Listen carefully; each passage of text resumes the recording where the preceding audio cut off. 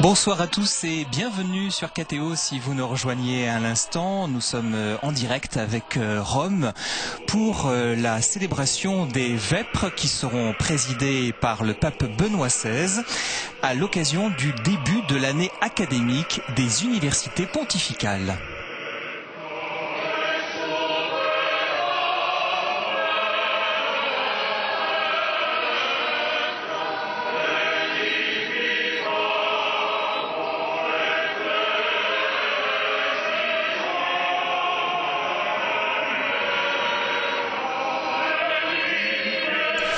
Un temps de prière qui va se dérouler ainsi. D'abord, un temps de méditation autour de la parole de Dieu, des extraits soit de l'évangile, soit d'homélie du pape concernant le thème des vocations, puisque c'est le thème qui a été choisi par Benoît XVI, de méditer ce soir sur les vocations presbytérales.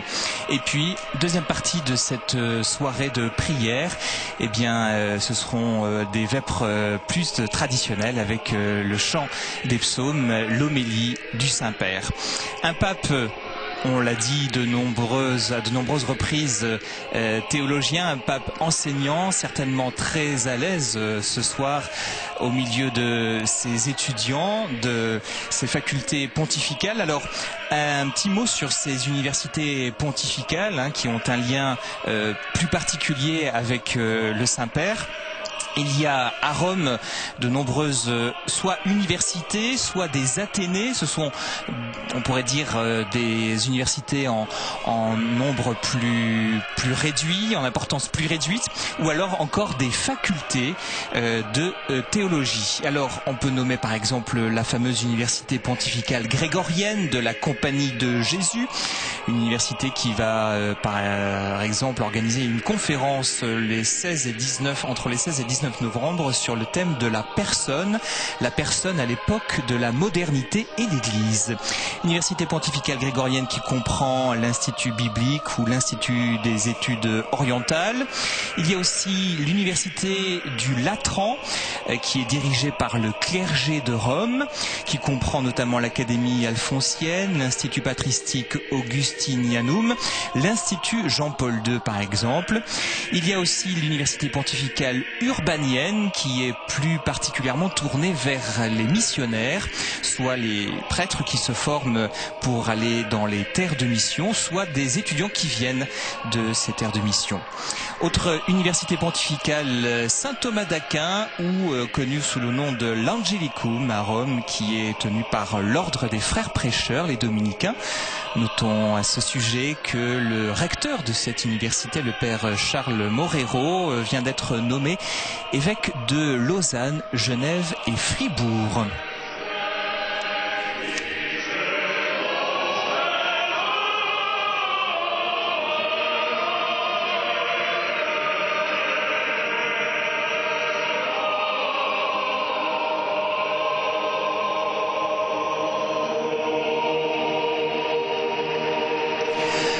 Alors continuons si vous le voulez bien la liste de ces universités pontificales à Rome. L'université pontificale salésienne tenue par les salésiens de Don Bosco. L'université pontificale de la Santa Croce, de la prélature personnelle de l'Opus Dei. Ensuite, on passe aux Athénées. Les Athénées, ce sont donc des universités de moindre importance, on pourrait dire. Athénée pontificale Saint-Anselme, tenue par les pères bénédictins. L'Athénée pontificale L'Antonianum, tenue par les frères mineurs. L'Athénée pontificale Regina Apostolorum, des légionnaires du Christ. Un Athénée qui va organiser la semaine prochaine un congrès international sur la théologie du corps.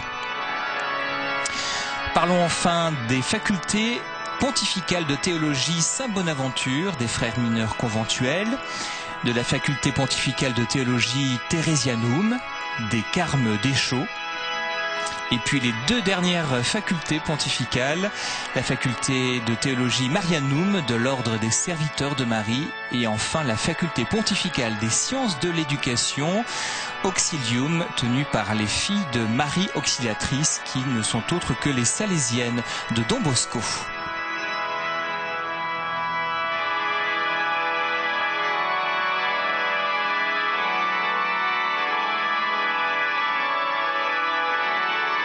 Alors ces universités et athénés pontificaux sont largement ouverts au public désireux de parfaire leur savoir dans une perspective catholique. Ils proposent entre autres des enseignements de théologie, de philosophie, d'écriture sainte, de patristique, de droit canonique. C'est peut-être la matière la moins drôle, mais certains aiment le droit canonique. D'histoire de l'Église, mais aussi de sciences de l'éducation et de la communication. Ces universités ont la particularité d'accueillir beaucoup d'étrangers. À la fois, il y a des Italiens qui se forment en théologie, mais il y a surtout beaucoup de prêtres, de sœurs, de laïcs qui viennent de tous les pays du monde, plus particulièrement les pays en voie de développement, les pays du Sud, qui trouvent ici à Rome un accueil particulier, une aide très concrète pour se former et ensuite retourner dans leur pays d'origine, faire profiter de leur formation les fidèles locaux.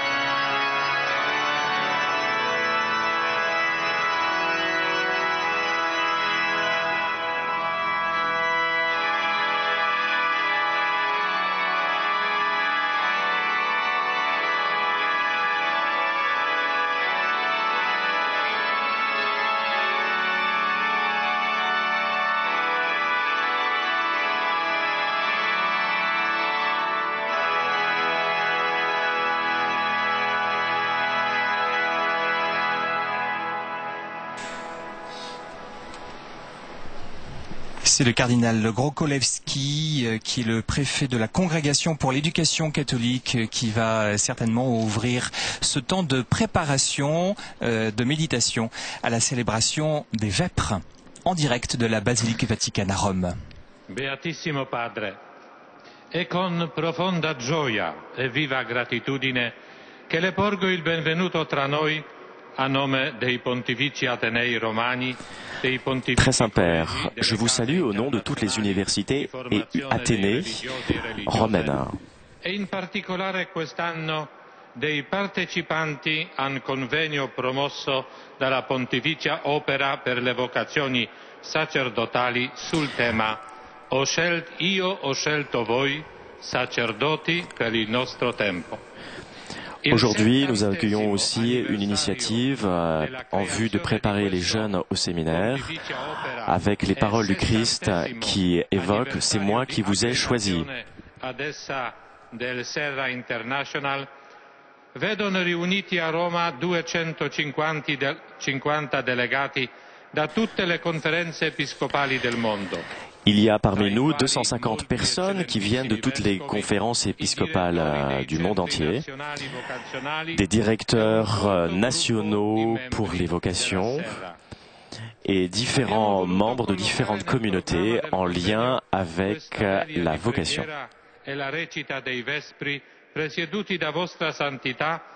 Nous vous remercions, Très Saint-Père, de présider ces vêpres ce soir, particulièrement ce jour où nous fêtons le Saint Charles Borromée, le patron des séminaires.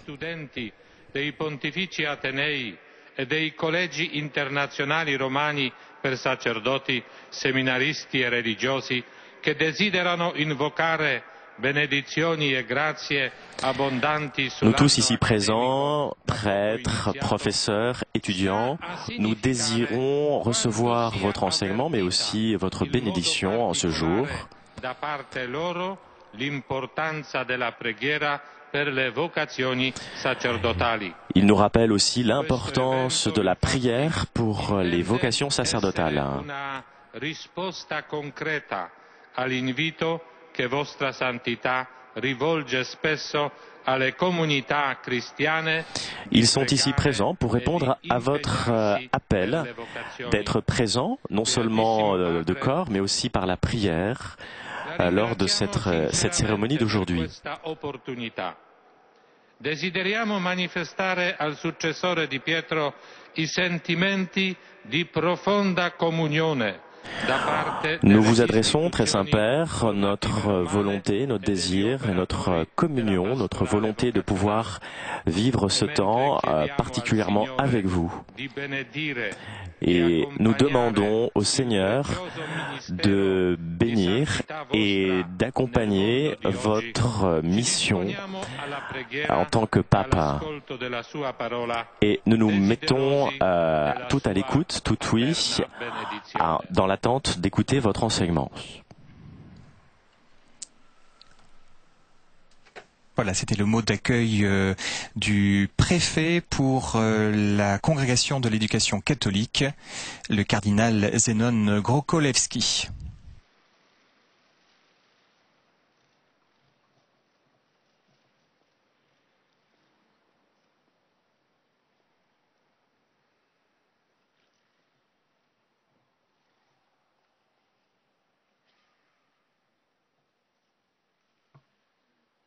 Comme je vous le disais tout à l'heure, ce temps de prière va d'abord débuter par un temps de méditation et d'introduction à la célébration des vêpres par des lectures de l'Évangile ou d'exhortations apostoliques ou encore des messages écrits par Benoît XVI pour la journée mondiale de prière pour les vocations.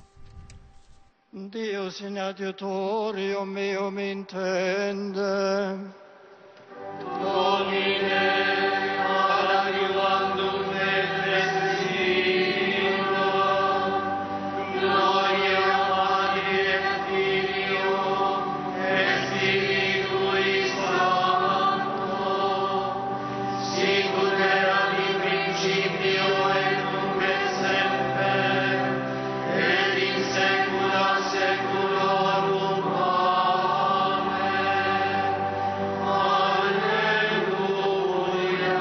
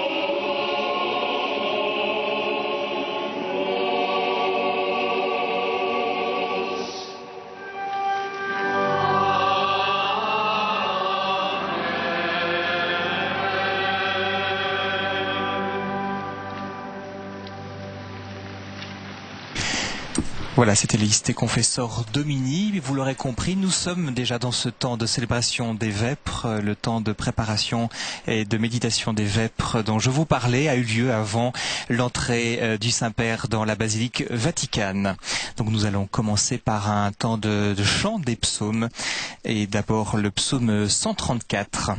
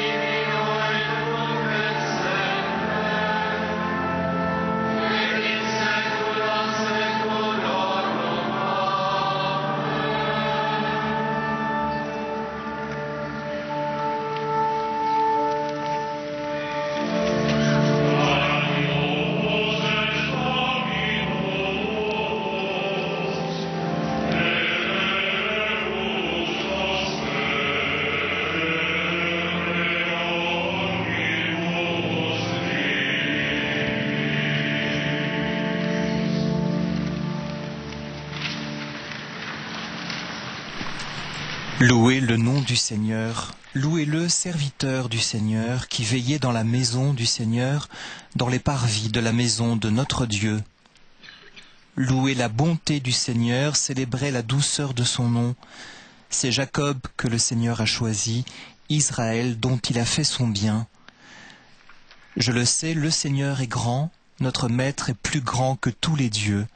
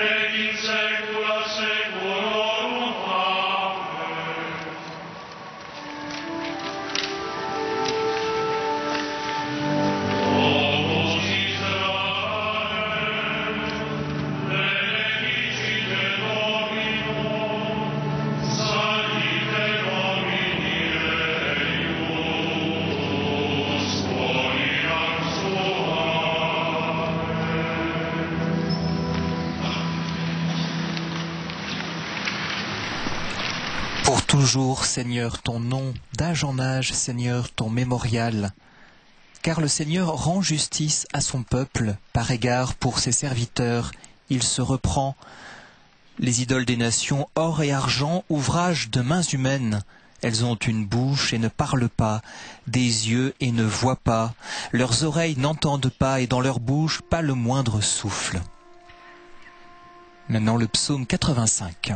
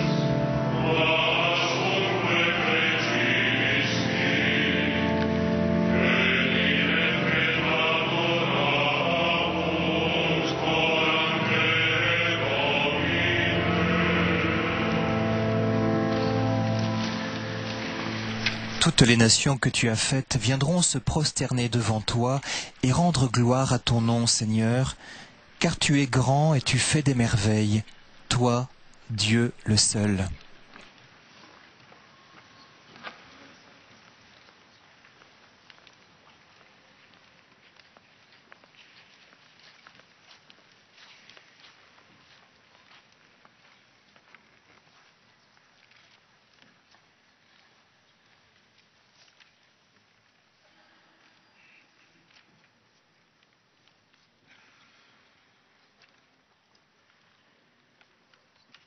Et c'est au tour de la première épître de Pierre au chapitre 5 d'être lue maintenant.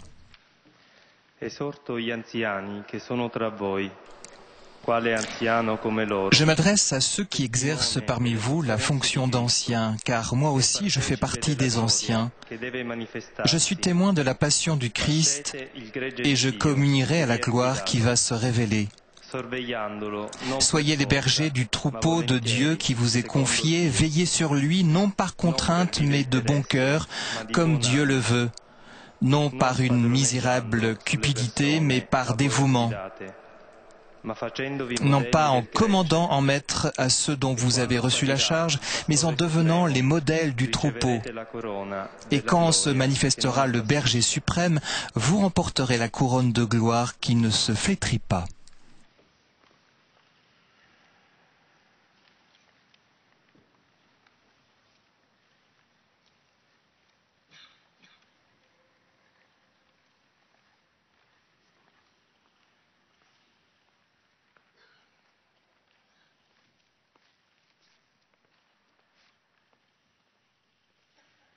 Et c'est au tour de Benoît XVI de donner bientôt son homélie.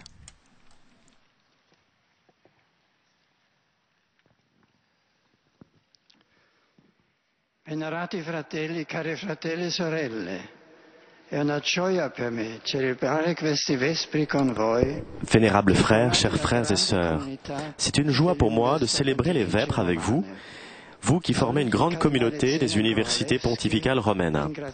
Je salue le cardinal Zenon Grocholewski en le remerciant pour les paroles courtoises qu'il m'a adressées et surtout pour le service qu'il rend comme préfet de la congrégation pour l'éducation catholique, aidé du secrétaire et des secrétaires des autres collaborateurs.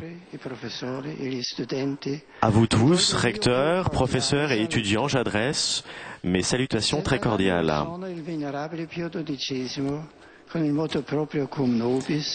Il y a 70 ans, le vénérable Pie XII, avec son motu proprio cum nobis, instituait l'œuvre pontificale pour les vocations sacerdotales, avec comme pour objectif de promouvoir les vocations presbytérales et répandre la connaissance de la dignité et la nécessité du ministère ordinaire, et d'encourager la prière des fidèles pour obtenir du Seigneur de nombreux et dignes prêtres. À l'occasion d'un tel anniversaire, ce soir, je voudrais vous proposer quelques réflexions justement sur le ministère sacerdotal. Le motu proprio cum nobis était le début d'un vaste mouvement d'initiatives de prière et d'activités pastorales. C'était une réponse claire et généreuse à l'appel du Seigneur. La moisson est abondante, mais les ouvriers sont peu nombreux.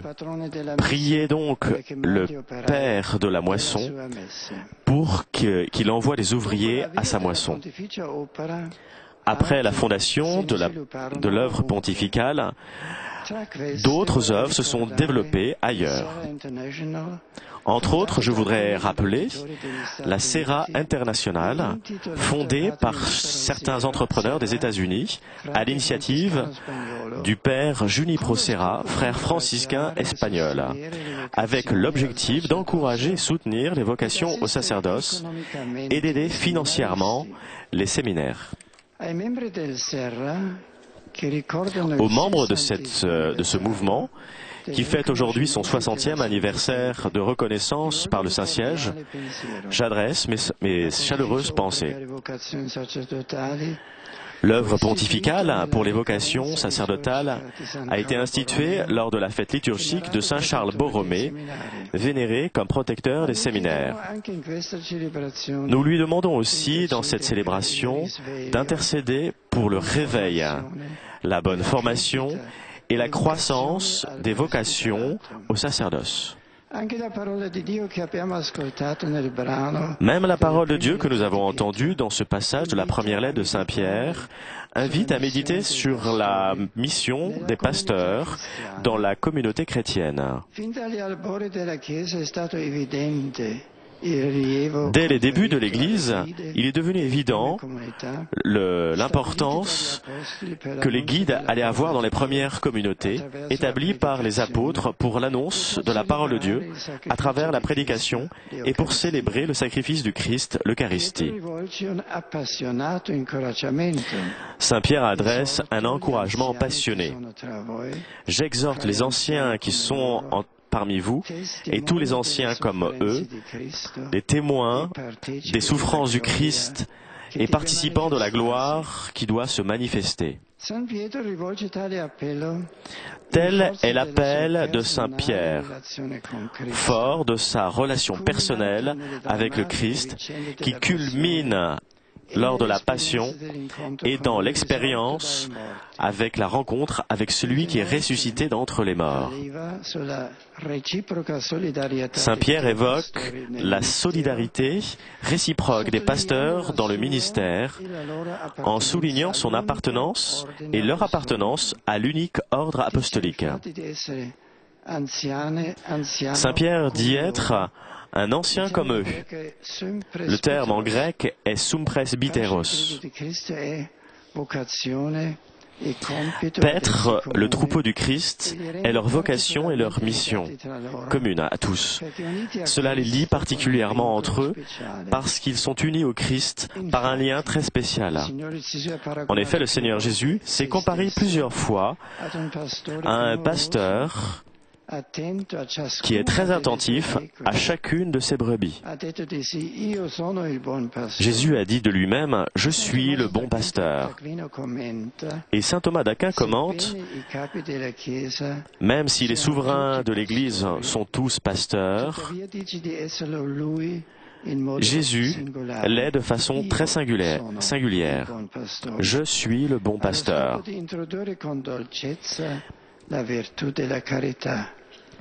Le pasteur a pour objectif d'introduire avec douceur la vertu de la charité.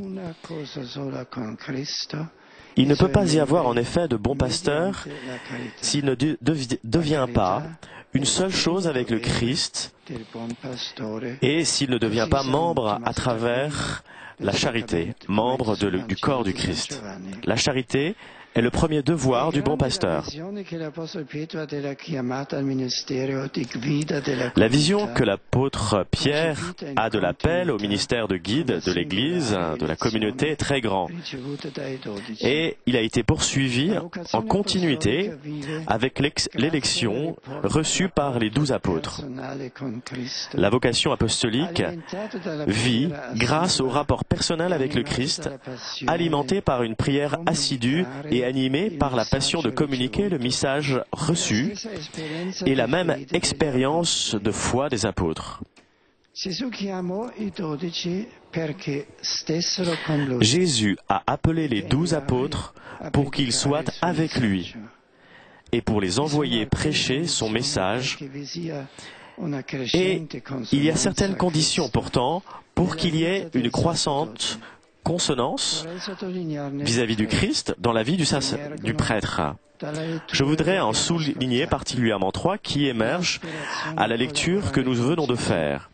L'aspiration de collaborer avec le Christ dans la diffusion du royaume de Dieu, la gratuité de l'engagement pastoral et l'attitude du service.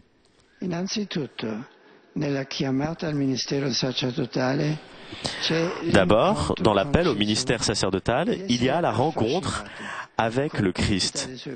Il y a l'être fasciné et touché par le Christ. Être touché par ses paroles, par ses gestes, par sa personne. Il s'agit de reconnaître la voix du Christ parmi toutes les voix. Comme le dit Saint Pierre, « Tu as, Jésus, les paroles de la vie éternelle. Nous avons cru et connu que tu es, et nous savons que tu es le Saint de Dieu. » C'est comme être touché par le bien qui sort du Christ et l'amour qui se propage de lui. C'est se sentir touché et participant à son amour jusqu'au point de désirer rester et demeurer avec lui comme les disciples d'Emmaüs. Reste avec nous parce qu'il se fait tard. Et il s'agit de porter au monde l'annonce de l'Évangile. Dieu a envoyé le Fils éternel dans le monde pour réaliser son plan du salut. Jésus a institué l'Église pour qu'elle s'étende à travers les temps et toutes les époques, tous les bénéfices de sa rédemption. La vocation des prêtres a ses racines dans cette action du Père réalisée dans le Christ à travers l'Esprit Saint. Le ministère de l'Évangile, alors, est celui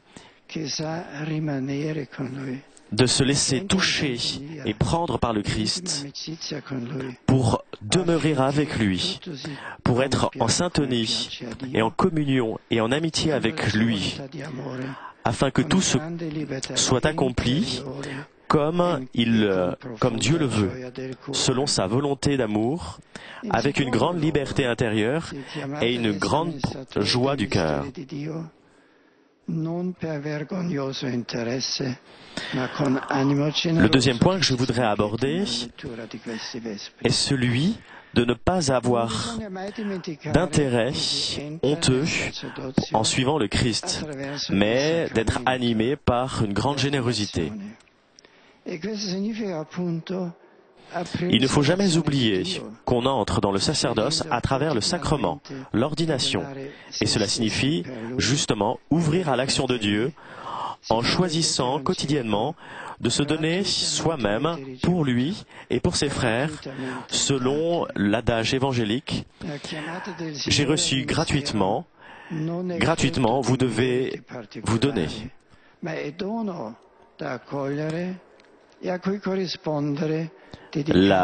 L'appel du Seigneur au ministère n'est pas un fruit des mérites particuliers de chacun, mais c'est un don qu'il faut accueillir et auquel il faut correspondre en se donnant, non seulement dans sa vie, mais il ne faut pas se donner avec ses propres projets, mais en suivant les projets de Dieu, de façon généreuse et désintéressée, parce que Dieu dispose de nous selon sa volonté,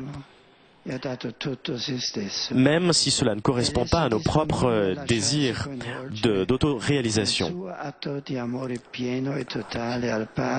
Il s'agit d'aimer en participant à l'amour que Dieu a du monde et de notre prochain.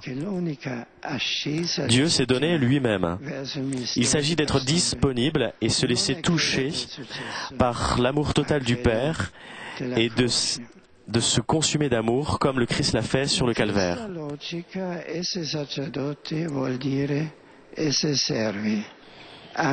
Jamais nous devons oublier que nous devons aimer comme le pasteur a aimé jusqu'à la croix. Dans cette logique, être prêtre veut dire aussi être les serviteurs avec une exemplarité de vie. C'est justement ce dont Saint Pierre parle dans cette première lettre. Les prêtres sont dispensateurs des moyens du salut, des sacrements, spécialement de l'Eucharistie, de la pénitence, de la confession, dont ils ne disposent pas selon leur propre arbitre, mais ils en sont les humbles serviteurs pour le bien du peuple.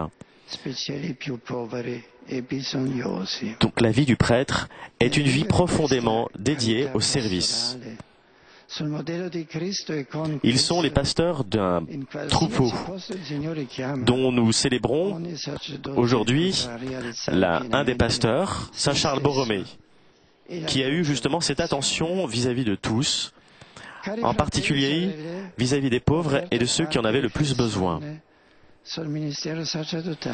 Chers frères et sœurs, j'ai offert quelques réflexions sur le ministère sacerdotal, mais je pense également aux personnes consacrées et aux laïcs qui étudient ou qui sont professeurs ou qui rendent des services dans les athénés pontificaux.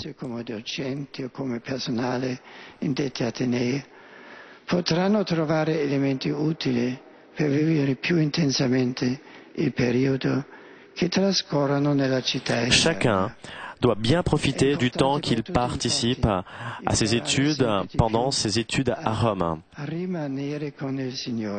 Il est important pour tous, en effet, d'apprendre en tout temps à demeurer avec le Seigneur, quotidiennement, dans la rencontre personnelle avec lui, pour se laisser fasciner et saisir par son amour et être des annonciateurs de son évangile. Il est important de chercher à suivre dans la vie avec générosité, non pas avec ses propres projets, mais avec celui que Dieu a sur chacun de nous, en nous conformant à sa propre volonté, à la volonté du Seigneur. Il est important de se préparer aussi à travers des études sérieuses, à servir le peuple de Dieu dans les tâches qui leur seront confiées. Chers amis, vivez bien en communion intime avec le Seigneur ce temps de formation. C'est un don précieux que Dieu vous offre, spécialement ici à Rome, où l'on respire de façon toute particulière la catholicité de l'Église, que Saint Charles Borromée obtienne la grâce de la fidélité à tous ceux qui fréquentent les facultés ecclésiastiques romaines. À vous tous, par l'intercession de la Vierge Marie, siège de la sagesse, que le Seigneur vous concède de bien profiter de cette année académique d'études.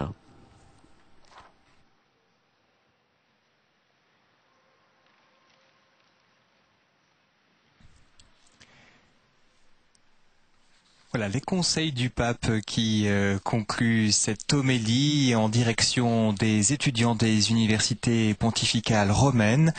Cette homélie au cœur de ces vêpres, célébrée et présidée par Benoît XVI à Rome, en la basilique Vaticane, pour le début de l'année académique des universités pontificales.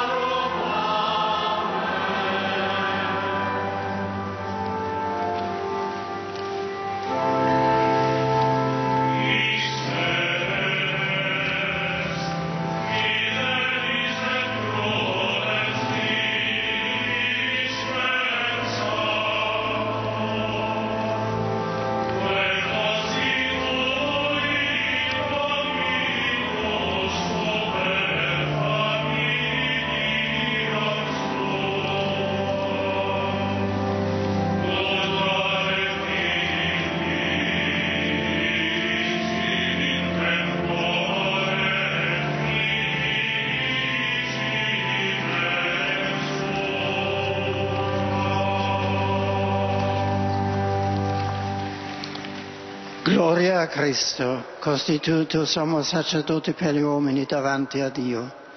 Uniti nella preghiera della sera, invochiamo il suo nome. Salva il tuo popolo, Signore. Salva il tuo popolo, Signore. Voilà, c'est maintenant un temps de prière d'intercession qui va conclure ces vêpres, d'abord en anglais. Toi qui as suscité dans l'Église des pasteurs saints et remplis de sagesse, permets que la communauté chrétienne soit toujours guidée par des hommes sages et généreux. Sauve ton peuple, Seigneur. À la prière de Moïse et de tes saints pasteurs, tu as pardonné les péchés de ton peuple. À leur intercession, purifie l'Église aujourd'hui.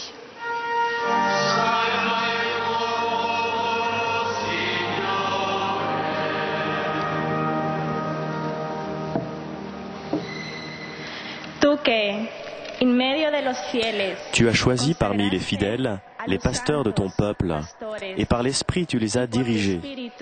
Remplis d'Esprit Saint ceux que tu as placés pour guider la Sainte Église.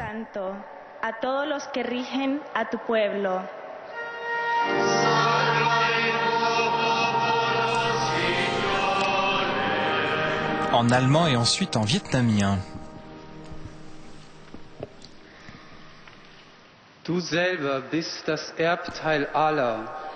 Toi qui es l'héritage des apôtres et de leurs successeurs, fais qu'aucun de ceux que tu as sauvés par ton sang ne se perde.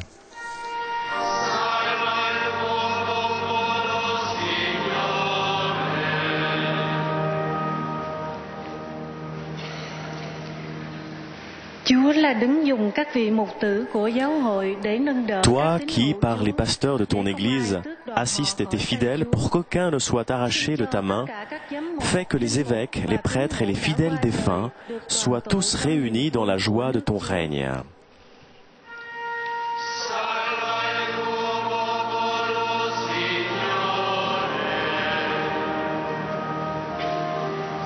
Pater noster,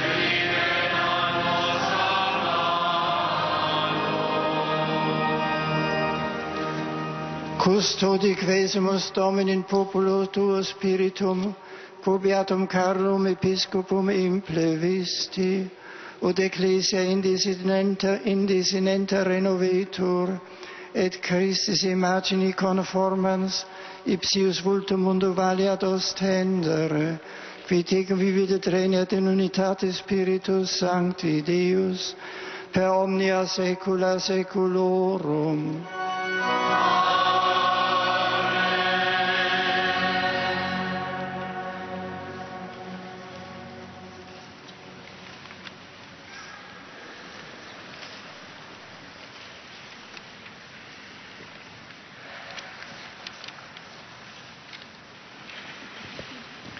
Dominus vobiscum. Sit nomen Domini benedictum. Adiutorium nostrum in nomine Domini. Benedicat vos omnipotens Deus, Pater et Filius et Spiritus Sanctus.